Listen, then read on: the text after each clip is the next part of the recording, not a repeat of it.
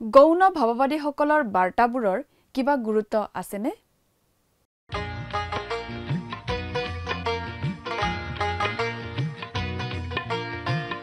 আজিৰে পবিত্ৰ ক্ষণতে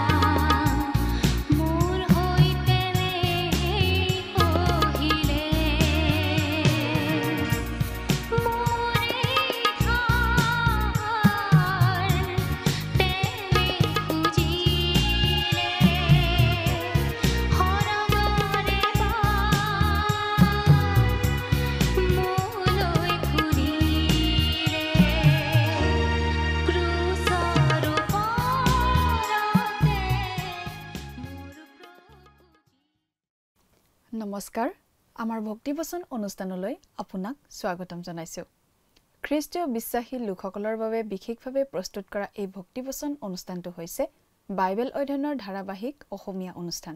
বাইবেলৰ গোটেই ৬৬খন পুস্তকৰে আমি ইয়াত অধ্যয়ন কৰিম।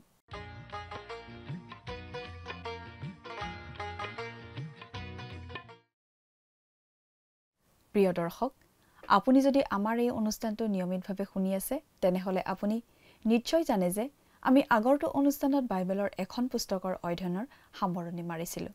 গতিকে আজিৰ অনুষ্ঠানত আমি বাইবেলৰ আন এখন পুস্তকৰ অধ্যয়ন আৰম্ভ কৰিম। পুস্তকখন হৈছে বাইবেলৰ পুৰণি নিয়ম খণ্ডৰ হোছেয়া ভাৱবাদীৰ পুস্তক। আজিৰ অনুষ্ঠানত এই হোছেয়া ভাৱবাদীৰ পুস্তকৰ এটা চমু পৰিচয় আগবঢ়াই পুস্তকখনৰ ১ নম্বৰ অধ্যায়ৰ ১ নম্বৰ পদৰ পৰা ১১ নম্বৰ পদলৈকে পঢ়ি তাৰ ভিত্তিত আলোচনা আগবঢ়োৱা হ'ব। বাইবেলৰ পুৰণি নিয়ম খণ্ডত হোছেয়াৰ পৰা আৰম্ভ কৰি মলাখীলৈকে মুঠতে ১২খন ভাৱবাণীমূলক পুস্তক আছে। এই পুস্তককেইখন তুলনামূলকভাৱে চুটি আৰু এই ভাৱবাদীসকলক গৌণ ভাৱবাদী বুলি কোৱা হৈছে। আনহাতে যিচয়া, জিৰিমিয়া, জিহিজকেল আৰু দানিয়েল এই ৪জনক মুখ্য ভাৱবাদী বুলি কোৱা হৈছে। গৌণ ভাৱবাদীসকলৰ গুৰুত্ব কম নহয়। তেওঁলোকৰ পুস্তকবোৰৰ আকাৰৰ বাবেই তেনেকৈ কোৱা হৈছে। কিন্তু সেই মাপকাঠিও আচলতে সঠিক নহয়, যিহেতু হোছেয়া ভাৱবাদীৰ পুস্তকখন দানিয়েলতকৈ দীঘল। তথাকথিত গৌণ ভাৱবাদীসকল কম গুৰুত্বপূৰ্ণ নহয়। তেওঁলোকৰ প্ৰত্যেকেই গুৰুত্বপূৰ্ণ ভাৱবাণী ঘোষণা কৰিছিল। গৌণ ভাৱবাদীসকল অত্যন্ত জাতীয়তাবাদী আছিল। তেওঁলোকে এই সত্যৰ সৈতে মোকাবিলা কৰিছিল যে ঈশ্বৰৰ লোকসকলে ঈশ্বৰৰ বিধান আজ্ঞা ভংগ কৰিছিল। ইয়াৰ মাজত কৰ্ম, ভাল কামৰ ওপৰত গুৰুত্ব দিয়াটো বাধ্যতামূলক ৰূপত প্ৰকাশ পায়। এই কাৰণে উদাৰবাদী আৰু সামাজিক শুভবাৰ্তাৰ প্ৰচাৰকসকলে গৌণ ভাৱবাদীসকলক বহু পৰিমাণে ব্যৱহাৰ কৰিছে। দুৰ্ভাগ্যজনকভাৱে তেওঁলোকে এই ভাৱবাদীসকলৰ মূল বাৰ্তাটো হেৰুৱাই পেলাইছে। আমি যেতিয়া হোছেয়াৰ ভাৱবাণীত সোমাওঁ তেতিয়া তেনেকুৱা কিছুমান দেখিবলৈ পাম। এই গৌণ ভাৱবাদীসকলে আন জাতিৰ সৈতে ঈশ্বৰহীন মিত্ৰতাৰ বিৰুদ্ধে ইছৰাইল জাতিক সতৰ্ক কৰি দিছিল। তেওঁলোক অত্যন্ত দেশপ্ৰেমিক আছিল আৰু ৰাজনৈতিক আৰু নৈতিক দুৰ্নীতিক ধিক্কাৰ দিছিল। তেওঁলোকে ইছৰাইলক ঈশ্বৰৰ পৰা আঁতৰি অহা অৱস্থাৰ বিৰুদ্ধে সতৰ্ক কৰি দিছিল। হোছেয়া যি সময়ত জীয়াই আছিল সেই সময়ত ইছৰাইলৰ ৰাজ্যখন দুভাগত বিভক্ত হৈছিল। তেওঁ উত্তৰ ৰাজ্যখনৰ এজন ভাৱবাদী আছিল, যাক ইছৰাইল ৰাজ্য বুলি কোৱা হয়। দক্ষিণৰ ৰাজ্যখন জিহুদা ৰাজ্য নামেৰে জনাজাত আছিল। উত্তৰৰ ৰাজ্য ইছৰাইলৰ ৰজা জাৰবিয়মৰ ৰাজত্বকালত হোছেয়ালৈ ঈশ্বৰৰ বাক্য আহিছিল। কথাবোৰ অধিক বহলাই চাবলৈ আহকচোন। এতিয়া আমি মূল আলোচনাটোৰ মাজলৈ আগবাঢ়ি যাওঁ। আমাৰ পৰম পবিত্ৰ প্ৰভু যীশুখ্ৰীষ্টৰ নামত নমস্কাৰ। প্ৰিয় শ্ৰোতা, পুৰণি নিয়মত আমি কেইবাখনো ভাৱবাণীমূলক পুস্তক পাওঁ। হোছেয়াৰ পৰা আৰম্ভ কৰি মলাখীলৈকে মুঠ 12খন পুস্তকক গৌণ ভাৱবাদীৰ পুস্তক বুলি কোৱা হয়। আনহাতে যিশয়া, জিৰিমিয়া, জিহেজকেল আৰু দানিয়েল এই 4খনক কোৱা হয় মুখ্য ভাৱবাদী পুস্তক বুলি। আচলতে গৌণ ভাৱবাদী কেইখনক সৰু বা সাধাৰণ বুলি বুজোৱা হোৱা নাই, কিন্তু এই 12খন পুস্তক খুব চুটি কাৰণেহে সেইবোৰক গৌণ ভাৱবাদী বুলি কোৱা হয়। কিন্তু এই কথাটো সম্পূৰ্ণ জোৰ দি ক'ব নোৱাৰি, কাৰণ হোছেয়া ভাৱবাদীৰ পুস্তকখন দানিয়েল ভাৱবাদীৰ পুস্তকতকৈও দীঘল। মুঠতে আমি এটা কথা মনত ৰখা ভাল যে তথাকথিত গৌণ ভাৱবাদীসকল আচলতে গৌণ নহয়, আৰু তেওঁলোকৰ পুস্তকসমূহৰ মাজেদিও অতি গুৰুত্বপূৰ্ণ কথা ঈশ্বৰে প্ৰকাশ কৰিছে। এই ভাৱবাদীসকলৰ পুস্তকসমূহৰ মূল বিষয় আচলতে এটাই, ইছৰাইল জাতিৰ অবাধ্যতা। ঈশ্বৰে দিয়া 10 আজ্ঞা যে তেওঁলোকে লংঘন কৰিছিল, সেই কথাটোকে সোঁৱৰাই দিয়া হৈছিল এই পুস্তকসমূহৰ মাজেদি। ইতিমধ্যে ইছৰাইল দেশখন দুভাগ হৈছিল। উত্তৰৰ ভাগটোক বোলা হৈছিল ইছৰাইল আৰু দক্ষিণৰ ভাগটোক বোলা হৈছিল জিহুদা দেশ। হোছেয়া আছিল এই উত্তৰৰ ৰাজ্য, অৰ্থাৎ ইছৰাইল ৰাজ্যৰ। হোছেয়া আমোছ ভাৱবাদীৰ সমসাময়িক লোক আছিল। আমোছো আছিল ইছৰাইল ৰাজ্যৰ ভাৱবাদী। একে সময়তে জিহুদা দেশৰ ভাৱবাদী আছিল যিশয়া আৰু মিখা। হোছেয়াক জিৰিমিয়া ভাৱবাদীৰ লগত এটা বিশেষ কথাত তুলনা কৰিব পাৰি। জিৰিমিয়া ভাৱবাদীয়ে জিহুদাৰ লোকসকলক সাৱধান কৰি দিছিল যে তেওঁলোকক শত্ৰুৱে পৰাস্ত কৰি বন্দী কৰি নিব। সেই ঘটনা তেওঁৰ জীৱনকালতেই ঘটিছিল। ঠিক একেদৰে হোছেয়াই ইছৰাইল ৰাজ্যৰ লোকসকলক সাৱধান কৰি দিছিল যে তেওঁলোক অছুৰ দেশৰ হাতত বন্দী হ'ব লাগিব, আৰু সেই কথা ফলিওৱা হোছেয়াই নিজৰ চকুৰে দেখিছিল। আচলতে হোছেয়া ভাৱবাদীৰ পুস্তকখনৰ মূল বক্তব্য হৈছে প্ৰভুলৈ ঘূৰা। হোছেয়া নামটোৰ অৰ্থ হৈছে পৰিত্ৰাণ। এইটো আচলতে জিহুৱা শব্দটোৰ আন এটা ৰূপ। আচলতে যিচু শব্দটো গ্ৰীক মূলৰ, আৰু এই শব্দটোৰ ইব্ৰী ৰূপ হৈছে যিহুচুৱা বা হোছেয়া। ঐতিহাসিকভাৱে চাবলৈ গ'লে হোছেয়া ভাৱবাদীৰ কথাখিনি জিৰিমিয়া ভাৱবাদীৰ আগৰ। তেওঁ আছিল যিশয়া, মিখা আৰু নিজৰ দেশৰ আমোছ ভাৱবাদীৰ সমসাময়িক ভাৱবাদী। হোছেয়া পুস্তকৰ প্ৰথম 3টা অধ্যায়ত আমি হোছেয়াৰ জীৱনৰ কিছুমান ব্যক্তিগত কথা পঢ়িবলৈ পাওঁ। ইয়াত আমি পাওঁ হোছেয়া আৰু তেওঁৰ অবিশ্বাসী ভাৰ্যা গোমৰৰ কাহিনী।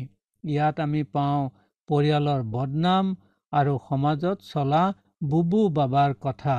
আমি বাইবেলৰ পৰা 1 পদৰ পৰা 11 পদলৈকে পাঠ কৰি লওঁ হওক, অৰ্থাৎ 1 অধ্যায় 1 পদৰ পৰা 11 পদলৈকে।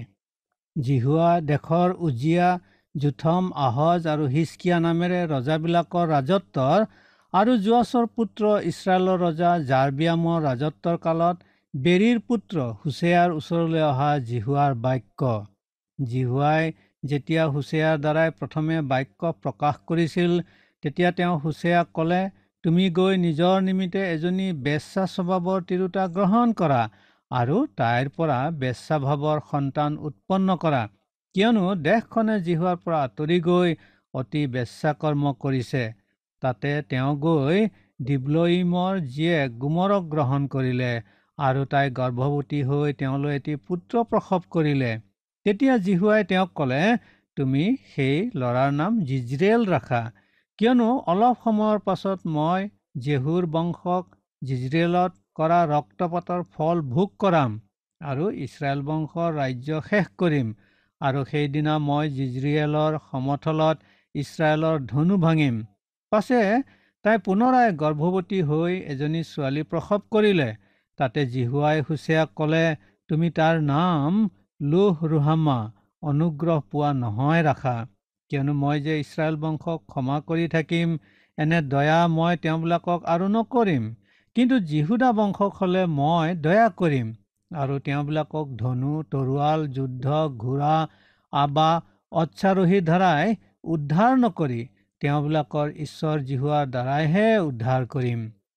পাছে তাই লো ৰুহামাক পিয়াহ এৰুৱাৰ পাছতে গৰ্ভৱতী হৈ আৰু এটি পুত্ৰ প্ৰসৱ কৰিলে।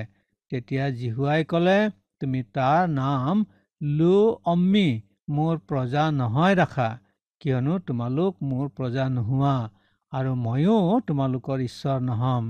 তথাপি ইছৰাইলৰ সন্তানবিলাকৰ সংখ্যা জুখিব আৰু গণিব নোৱাৰা সমুদ্ৰৰ বালিৰ নিচিনা হ'ব, আৰু তোমালোক মোৰ প্ৰজা নোহোৱা বুলি যি ঠাইত তেওঁবিলাকক কোৱা হৈছিল, সেই ঠাইত তোমালোক জীৱন্ত ঈশ্বৰৰ সন্তান বুলি তেওঁবিলাকক কোৱা যাব।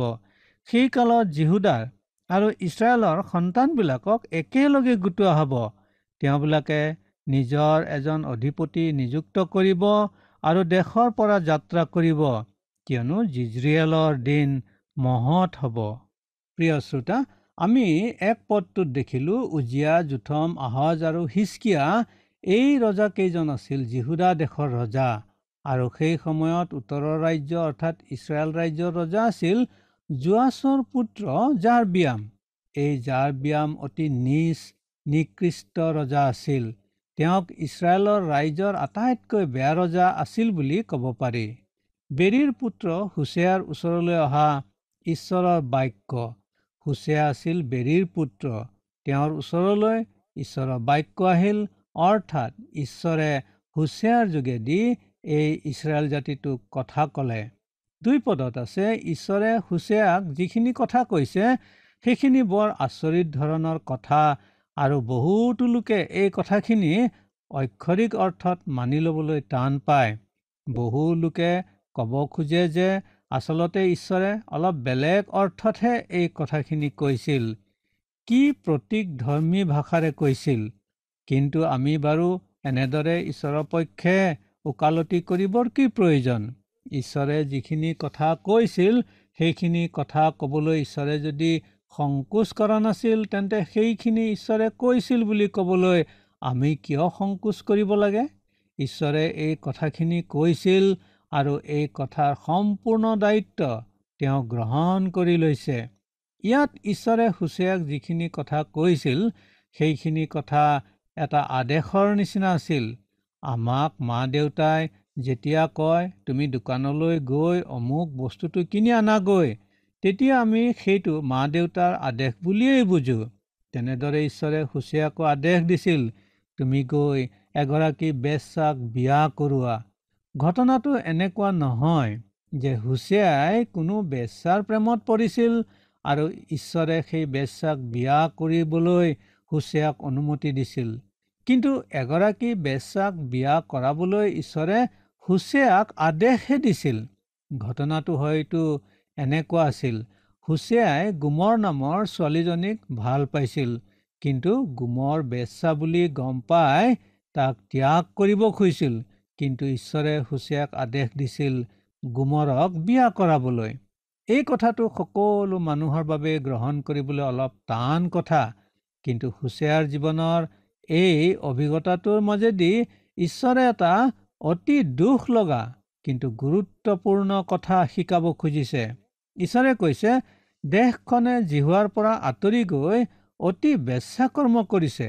অৰ্থাৎ ইছৰাইল জাতিয়ে ঈশ্বৰ জিহুৱাৰ স্তুতি ভক্তি এৰি বিশ্বাসঘাতকতা কৰি বেশ্যাকৰ্মৰ নিচিনা কাম কৰিবলৈ লৈছে। অৰ্থাৎ শাৰীৰিকভাৱে কৰা বেশ্যাকৰ্ম বা ব্যভিচাৰক তেওঁ আত্মিকভাৱে কৰা বেশ্যাকৰ্মৰ লগত তুলনা কৰিছে। এই কথাটো আজিও খাটে প্ৰতি খ্ৰীষ্টীয় বিশ্বাসীৰ জীৱনত। আমি যদি ঈশ্বৰৰ প্ৰতি অবাধ্য হৈ ঈশ্বৰৰ প্ৰতি বিশ্বাসঘাতকতা কৰি এই জগতৰ সৈতে মিলি পৰোঁ, তেনেহ'লে আমি ঠিক বেশ্যাকৰ্ম কৰা তিৰোতাৰ নিচিনা হৈ পৰোঁ। ঈশ্বৰে অতি স্পষ্ট ভাষাত এই কথা কৈছে, কোনো লোক ঢাক তেওঁ কৰা নাই। আমি এই কথা ক'বলৈ সংকোচ কৰিব পাৰোঁ, কিন্তু ঈশ্বৰে খোলাখুলিকৈ কৈছে, আমি যদি ঈশ্বৰৰ অতি অবিশ্বাসী হওঁ, আমি যদি তেওঁৰ প্ৰতি বিশ্বাস নাৰাখোঁ, আমি বেশ্যাকৰ্ম কৰা তিৰোতাৰ নিচিনা হৈ পৰিছোঁ। ঈশ্বৰে হোছেয়াক এক কঠিন আদেশ দিছিল। তেতিয়া হোছেয়াই কি কৰিলে চাওক। 3 পদৰ পৰা 5 পদত সেই বিষয়ে আমি পাম। হোছেয়াৰ সেই বিবাহৰ যোগেদি মাত্ৰ নহয়, কিন্তু তেওঁৰ সন্তানৰ যোগেদিও ঈশ্বৰে ইছৰাইলক বিশেষ আত্মিক শিক্ষা দিব খুজিছে। যিচয়া ভাওবাদীৰ সন্তানৰ যোগেদিও ঈশ্বৰে এনে আত্মিক দৃষ্টান্ত দাঙি ধৰিছিল। জিজৰিয়েল আছিল হোছেয়াৰ সন্তানৰ নাম। এই শব্দৰ অৰ্থ হৈছে ঈশ্বৰে চেদেলি ভেদেলি কৰিব। ঈশ্বৰে কৈছে, মই জিজৰিয়েলত কৰা ৰক্তপাতৰ ফল ভোগ কৰাম। জিজৰিয়েল এখন নগৰ আৰু এখন সমতলৰ নাম, আৰ্মাগেদোন নামৰ সমতল। ইয়াত প্ৰচণ্ড ৰক্তপাতৰ যুঁজ সংঘটিত হৈছিল আৰু ভৱিষ্যতেও হ'ব, যেতিয়া প্ৰভু যীশু ৰজাস্বৰূপে আহি পৃথিৱীৰ শক্তিক পৰাস্ত কৰিব। ইয়াত ঈশ্বৰে কৈছে যে তেওঁ ঈশ্বৰৰ ৰাজ্য অৰ্থাৎ ইছৰাইলৰ ৰাজ্যৰ পতন আনিব আৰু ৰাজ্যখন চেদেলি বেদেলি কৰি পেলাব। 6 পদত পাওঁ, সেই ছোৱালীজনীৰ নাম থোৱা হ'ল লোহ ৰহামা। এই নামৰ অৰ্থ হ'ল কেতিয়াও পিতৃৰ দয়া লাভ নকৰা। ছোৱালীজনী মাউৰা নাছিল, কিন্তু ছোৱালীজনীয়ে নিজৰ পিতৃ কোন চিনি নাপাইছিল। হোছেয়াৰ পৰিয়ালত চলা ব্যভিচাৰৰ কথাই ইয়াত প্ৰকাশ পাইছে। এই কথাটোৰ যোগেদি ঈশ্বৰে ইছৰাইল ৰাজ্যৰ লোকসকলক জনাইছে, তোমালোকে মোৰ অনুগ্ৰহ লাভ নকৰিবা, কাৰণ মোক তোমালোকে পিতৃ বুলি নাজানা।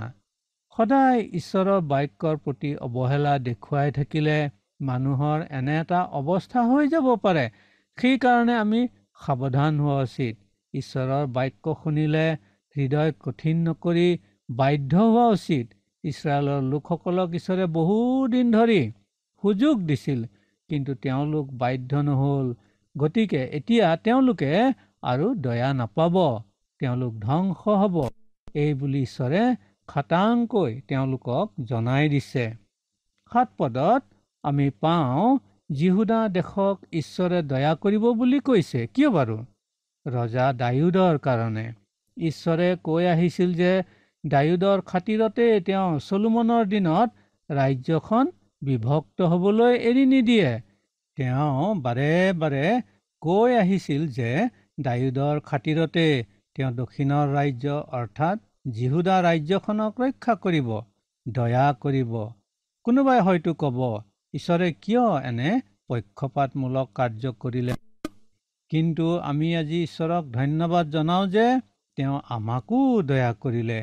প্ৰভু খাতিৰতে তেওঁ আজি আমাক দয়া কৰে, আমাক কৰোণা খুৱাই সকলো দুখ ক্ষমা কৰে, আমাক অনন্ত জীৱন দান কৰে। ধনু, তৰোৱাল, যুদ্ধ, ঘোঁৰা আৰু অশ্বাৰোহীৰ দ্বাৰা উদ্ধাৰ নাপাব। তেওঁলোকক উদ্ধাৰ কৰিবলৈ জিহুৱাৰ ওচৰলৈ আহ্বান জনাইছে, কাৰণ তেওঁলোকক ঈশ্বৰ জিহুৱাইহে উদ্ধাৰ কৰিব। অৰ্থাৎ তেওঁলোকে তেওঁলোকৰ সামৰিক শক্তিৰ কাৰণে নহয়, কিন্তু ঈশ্বৰ জিহুৱাৰ শক্তিতহে উদ্ধাৰ পাব।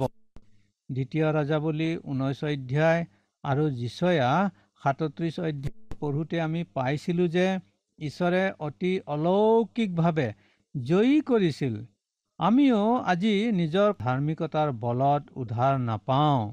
কোনো মানুহে নিজৰ চেষ্টাত পৰিত্ৰাণ লাভ কৰিব নোৱাৰে, কিন্তু প্ৰভু যীশুত বিশ্বাস কৰি আমি ঈশ্বৰৰ অনুগ্ৰহতেহে পৰিত্ৰাণ পাব পাৰোঁ। 8 পদ পাওঁ, গোমৰৰ আৰু এক সন্তান জন্মিল। আৰু 9 পদত কিয় সেই সন্তানজনৰ নাম হ'ল লোহ অম্মি, অৰ্থাৎ তোমালোক মোৰ নোহোৱা। অৰ্থাৎ ঈশ্বৰ যীশুৱাই ইছৰাইলৰ লোকসকলক কৈছে, মই তোমালোকৰ ঈশ্বৰ নহওঁ। যদিও ঈশ্বৰে এনেদৰে কৈছিল, তেওঁ সামূহিকভাৱেহে ইছৰাইলক পৰিত্যাগ কৰিছিল, তেওঁলোকক শিকনি দিবলৈ।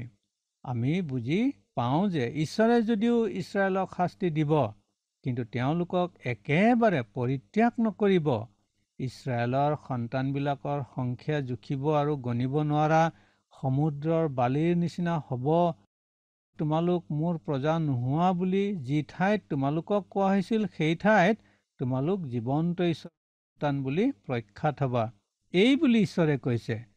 আমি ইতিহাস পঢ়িলেই বুজি পাওঁ, ঈশ্বৰে অতি আচৰিত ধৰণে ইছৰাইলৰ লোকবিলাকক ৰক্ষা কৰি আহিছে। নানা ঘাত প্ৰতিঘাত আদিৰ মাজতো জাতিটো বিলুপ্ত হৈ যাবলৈ তেওঁ দিয়া নাই। এতিয়াও সময় উকলি যোৱা নাই। এদিন ইছৰাইলৰ বৃহৎ সংখ্যাৰ লোক আকৌ জীৱন্ত ঈশ্বৰলৈ ঘূৰিব। সেই দিন আহি আছে। প্ৰভু যীশু যেতিয়া আকৌ এই পৃথিৱীলৈ আহিব, তেওঁ ৰাজ্য প্ৰতিষ্ঠা কৰিব, তাৰ আগে আগে ইছৰাইলৰ লোকবিলাকৰ মাজৰ বৃহৎ সংখ্যক লোকে প্ৰভু যীশুকেই ত্ৰাণকৰ্তা বুলি গ্ৰহণ কৰি জীৱন্ত ঈশ্বৰৰ সন্তান বুলি প্ৰখ্যাত হ'ব। এই ভাৱবাণী এতিয়াও ফলিয়াবলৈ বাকী আছে। প্ৰিয় শ্ৰোতা, আমি আগৰে পৰা কৈ আহিছোঁ যে কিছুমান ভাৱবাণী ইতিমধ্যেই ফলিয়াইছে, সিদ্ধ হৈ গৈছে। কিছুমান এতিয়াও ফলিয়াই আছে আৰু সিদ্ধ হৈ আছে। কিন্তু এনে অনেক ভাৱবাণী আছে যিবিলাক ভৱিষ্যতলৈ ফলিয়াব বা ঘটিব। কিন্তু ঈশ্বৰৰ বাক্য কেতিয়াও অথলে যোৱা নাছিল, অথলে এতিয়াও যোৱা নাই আৰু ভৱিষ্যতেও কেতিয়াও অথলে নাযাব।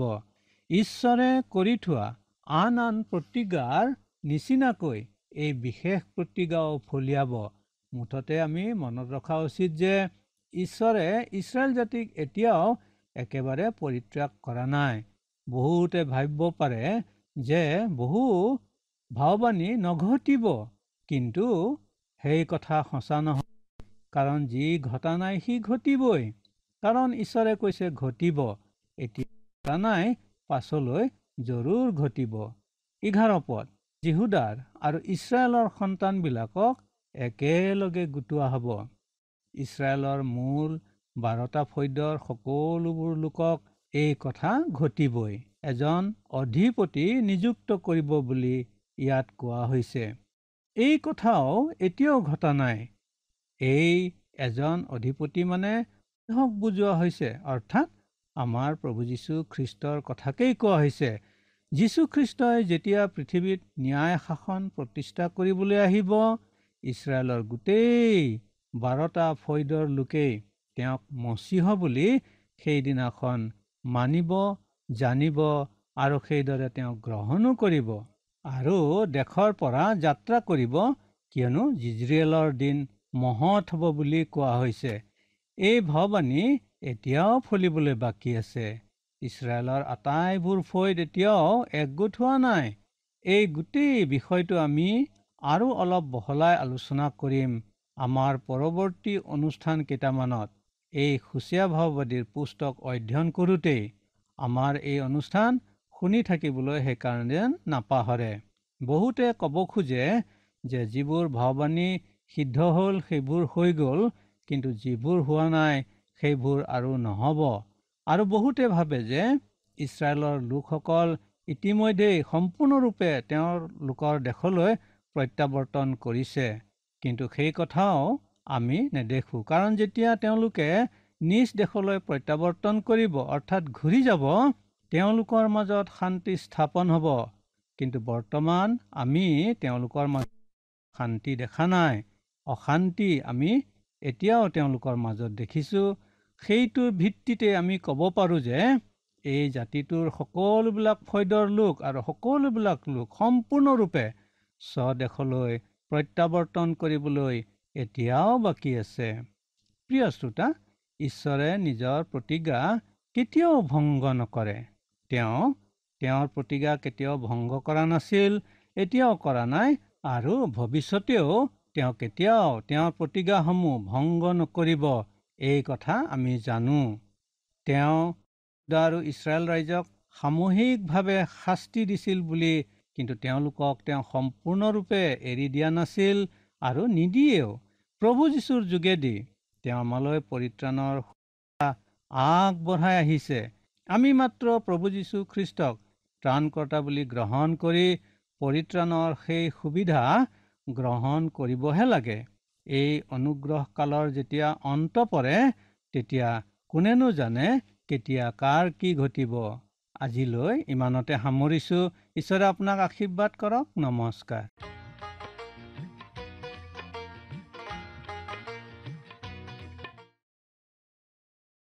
ইছৰাইল জাতিয়ে ঈশ্বৰৰ অবাধ্য হৈ নিজলৈ নানা ধৰণৰ শাস্তি কঢ়িয়াই আনিছিল যদিও ঈশ্বৰে জনাই দিছিল যে ইছৰাইলৰ সন্তানসকলৰ সংখ্যা সমুদ্ৰৰ বালিৰ নিচিনা হ'ব, যাক জুখিব নোৱাৰি আৰু গণনা কৰিব নোৱাৰি। ইব্ৰীত জনসাধাৰণক বাৰে বাৰে অত্যাচাৰৰ দ্বাৰা ধ্বংস কৰা হৈছে। তথাপিও ইয়াত এটা আচৰিত ভৱিষ্যতবাণী দিয়া হৈছে যে ঈশ্বৰে তেওঁলোকৰ সংখ্যা বৃদ্ধি কৰিব। ইছৰাইলৰ সৈতে ঈশ্বৰৰ কাম শেষ হোৱা নাই।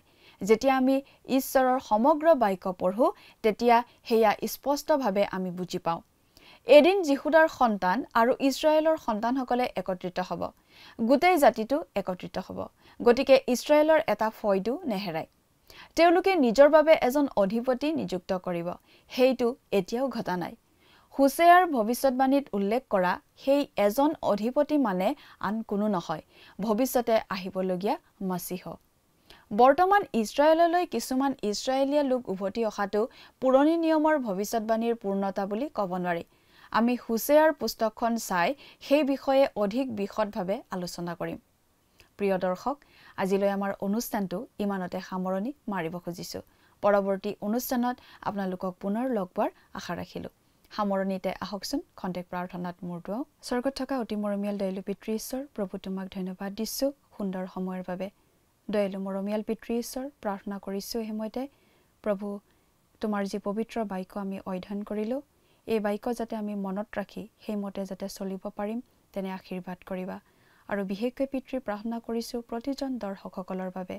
প্ৰভু, তেওঁলোকৰ হয়তো মনত অনেক চিন্তা, অনেক ভাৱনা, হয়তো প্ৰভু কোনোবাই কিবা পৰীক্ষাৰ বাবে প্ৰভু তেওঁলোকে প্ৰস্তুতি চলাই আছে, হয়তো প্ৰভু কোনোবা ৰোগাগ্ৰস্ত অৱস্থাত প্ৰভু হস্পিটেলত ভৰ্তি হৈ আছে।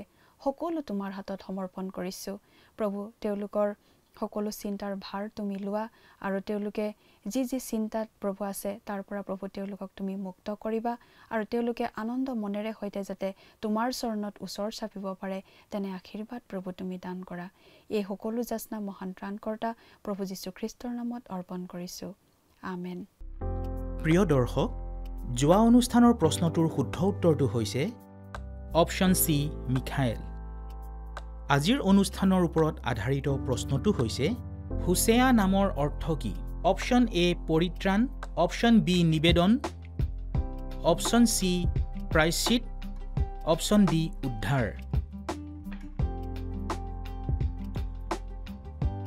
প্ৰিয় দৰ্শক, আজিৰ প্ৰশ্নৰ সঠিক উত্তৰটো অহাকালি সন্ধিয়া 6 বজাৰ আগেয়ে আপোনাৰ নাম আৰু সম্পূৰ্ণ ঠিকনাৰে সৈতে আমালৈ 7429840242 নম্বৰত SMS নাইবা হোৱাটছআপ যোগে প্ৰেৰণ কৰক।